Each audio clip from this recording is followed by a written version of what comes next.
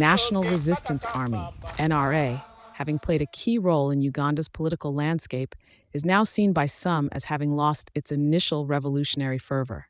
While initially lauded for ousting the Obote government and restoring stability, the NRA, now the ruling National Resistance Movement, NRM, faces criticism for its long-standing rule, perceived suppression of political opposition, and human rights concerns. Here's a breakdown of the fading glory narrative, from liberation to long rule.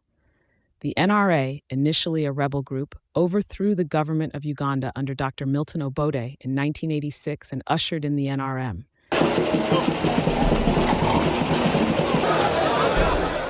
This victory was celebrated for ending years of instability and violence, coupled with underdevelopment for decades. However, the NRM's continued rule, with Yoweri Museveni as president for decades, has led to questions about democratic principles and the suppression of political rivals who were once members of the NRM. The NRM, that had built ties with regional actors during the liberation struggle, sailed off to isolation as its leadership is suspected of a part in schemes that saw assignation of Pan-Africanists and backstabbing of old allies in the region, leaving the NRM government drifting from the core foundation of the struggle. These accounts have stripped off respect from Uganda's longest-serving president. This includes accusations on the death of the doctor, John Garang, the leader of Sudan People's Liberation Movement, the downing of the plane of the Burundi and Rwanda sitting presidents in 1994, the assassination of Lawrence Kabila, the Gaddafi of Libya killing that are all traced to the NRM leadership, erosion of democratic values.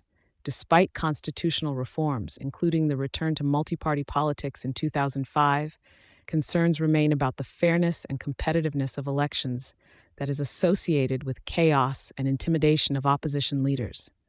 Some argue that the NRM has consolidated power, limiting the space for genuine political opposition constitutionally and in the public space.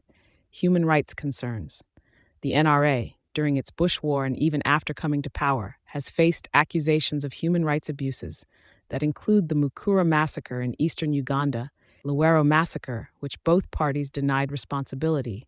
These include allegations of arbitrary detentions, torture, and extrajudicial killings, violent force on peaceful protesters, denial of freedom of speech, loss of revolutionary spirit. Some observers argue that the NRA's initial revolutionary ideals have been overshadowed by a focus on maintaining power and control. The emphasis on wealth distribution and conspicuous consumption, rather than long-term institutional governance, is seen as a sign of this shift. The legacy of the NRA is now viewed by some as a story of a liberation movement that, while successful in ending one phase of conflict, has become associated with a long period of authoritarian rule and human rights violations.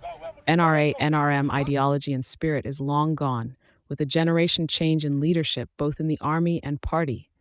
As many of the war-hardened generals are retired from the army, washing of the liberation ideology that is currently instigating growing opposition in both the young generation and rank of former comrade in the armed struggle, like Dr. Kiza Baisig, Gen Mugisha Muntu, Amama Mubabazi, etc.